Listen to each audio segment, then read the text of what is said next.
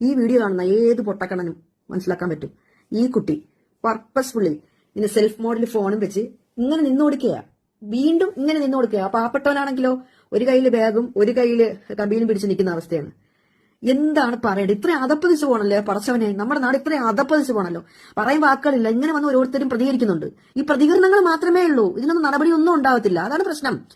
ഈ അഭിമാനം എന്നുള്ള സംഭവം ഉണ്ടല്ലോ, സ്ത്രീകൾക്ക് മാത്രമല്ല, അത് ഒരു പിടി മുന്നിൽ നിൽക്കുന്ന പുരുഷന്മാർ തന്നെയാണ്.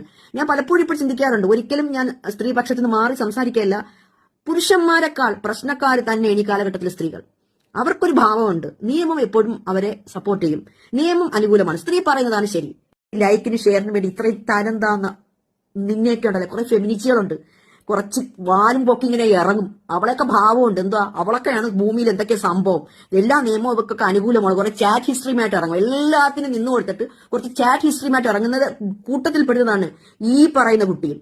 മോളെ കർമ്മ എന്നുള്ള സംഭവം ഉണ്ട്. നീ ഭൂമിയിൽ നിന്ന് അനുഭവിക്കാതെ പോകത്തില്ല. പാവപ്പെട്ട ആ ചെറുപ്പക്കാരൻ എത്ര മാനസിക പിരിമുറുക്കം അനുഭവിച്ചിട്ടായിരിക്കും ആത്മഹത്യ ചെയ്തിട്ടുള്ളത്. ഭയങ്കര സങ്കടം തോന്നിപ്പോകും. നമുക്കൊന്നും ചിന്തിക്കാൻ പോലും പറ്റത്തില്ല ഇങ്ങനത്തെ ഒരു ചതി ഒരു മനുഷ്യനോട് ചെയ്യുക എന്ന് പറയുന്നത്. അതുപോലെ വെറുതെ പ്രതികരിച്ചാൽ മാത്രം പോരാ മക്കളെ. ഈ സമൂഹം ഈ കുട്ടിയെ വീട്ടിൽ നിന്ന് പുറത്തിറങ്ങാത്ത രീതിയിൽ എന്തെങ്കിലും കാര്യങ്ങൾ ചെയ്തേ പറ്റത്തുള്ളൂ. എല്ലാ സാമൂഹ്യ മാധ്യമങ്ങളിൽ നിന്നും ഈ കുട്ടിയെ പുറത്താക്കണം.